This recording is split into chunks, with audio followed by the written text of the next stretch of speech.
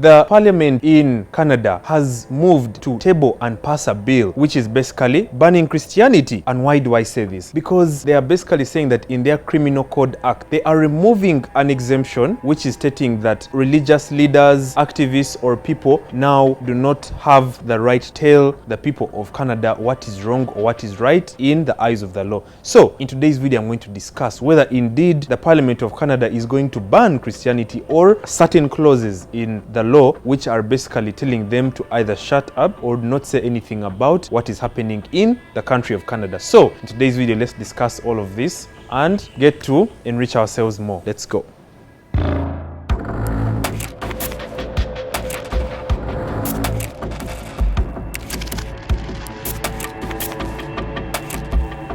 So welcome back to Simply Legal. My name is Kahuma, the usual host on this channel, and before I begin this video, please hit the subscribe button, hit the notification bell, and most importantly, share this video with everyone who you know would love any content concerning breakdown of legal news and also troublesome legal topics. Well, let's get straight to the point. In a private member's bill that has been put in the Parliament of Canada, they're basically saying that they are trying to remove what is called hate speech, or what they're terming as hate speech in terms of Christianity.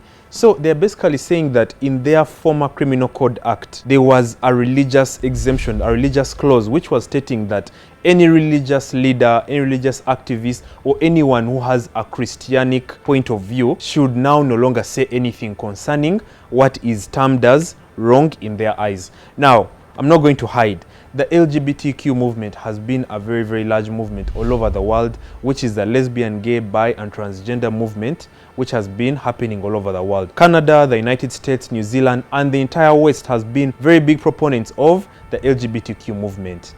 And I know that their Pride Month is also coming up in June. However, let me explain what a private member's bill is. Private member's bill in any parliament or house or senate basically means that the private members who are not part of the executive arm of any government or any, let's say, executive body in any country are the ones who are bringing this bill, stating that, hey, we need to pay attention to the bill that we're bringing up. We need to state that if the LGBTQ movement is happening, we do not want religious leaders who are going to determine who I should love as a man or who a woman should love in terms of a woman loving a woman, a man loving a man. If a transgender person wants to change into a woman or a man wants to change into a woman, then we do not want religious leaders start telling us that, hey, the Bible says this, or, you know, the Quran says this. However, it has been stated that they are saying that they are not attacking Muslim leaders, but they're actually attacking the whole Christianic faith. Now, why am I bringing this? This is not a religious video. This is a fact that they are bringing a private member's bill stating that the Christianic faith is infringing upon someone's right to liberty, free speech, and who they should love and who they shouldn't love. Now, this private member's bill stating that they are banning Christianity, I think it's a bit of an exaggeration, but they're basically saying that in their Criminal Code Act, formally, they would need the opinions or the assentment of the religious leaders in Canada. But now they're saying that, you know what, we do not need you to bring your hate speech in terms of Christianity. Don't start telling us that the Bible says this. If a man wants to love a man, a man should do that. That is what the government of Canada is basically saying. And they are basically saying that the churches, the moment this term hate speech, in terms of removing the religious aspect of things in the Criminal Code Act, they're basically stating that if this bill passes, and now you can no longer start throwing hate speech at anyone because of who they love or because of who they want to transform into. Therefore, the churches can now freely marry off two men or freely marry off two women. So therefore, I wanted to explain to you the fact that this bill, once it turns into a law, we could see a lot of the Christianic faith going down. We are going to reach a point 10 years or 20 years from now, even next year, we may see that indeed pastors, bishops, reverends, or religious activists are just going to keep quiet whenever anything is being said.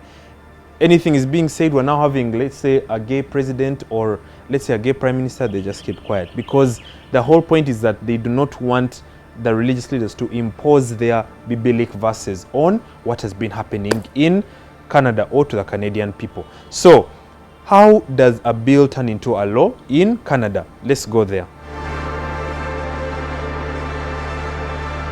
So therefore, you may be asking, how does a bill turn into a law in Canada? Number one, the bill must be accepted by both the House of Commons and the Senate in Canada. So meaning it's now going through the process of turning the bill into a law. So the House of Commons, which is the house of, like, let's say the Congress or the senators, should be being able to accept it. So the House of Commons should accept it and the senators must accept it. Number two, it must also be assented to by being given a royal assent. So I want to explain to you how the Parliament of Canada works, or how Canada works generally as a country. Canada does not actually have, let's say, it does not have full autonomy. It doesn't have 100% independence. They still owe their independence mostly to the Queen of England. So basically, Canada it's like 90% on its own, but it must get the royal assent from, let's say, the royal family of England. So that's what they basically mean by the royal assent. So like we said, number one, it must be accepted by the House of Commons and also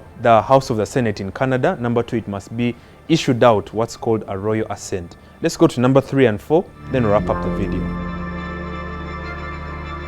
After the issuance of the royal assent, the bill is now debated about 3 times. And the reason for the debate of this bill in the Senate is because they want to ask themselves, do we really need this bill? Is it really necessary in the Canadian government or in our country? And then after it has been debated 3 times, they want to know exactly what things can we amend when it comes to this particular bill. So it's debated 3 times because they want to see what they can amend, so that by the time it comes out as a full law, then it will be able to come out as a law which is worth them debating about. And then finally, number 4, once it has been debated and amended, the law will then be accepted finally and then sent to the Senate for the royal assent and the final approval. So that is exactly how a bill turns into a law in the country of Canada. So thank you everyone for listening to me. I remain yours truly, Terry Kahuma. Please hit the subscribe button, hit the notification bell, and most importantly, let's wait and see whether indeed Christianity is going to be kicked out or banned in the country of Canada. So until next time, please once again share this video with everyone who you want this information to reach, and until next time, I'll see you. Bye.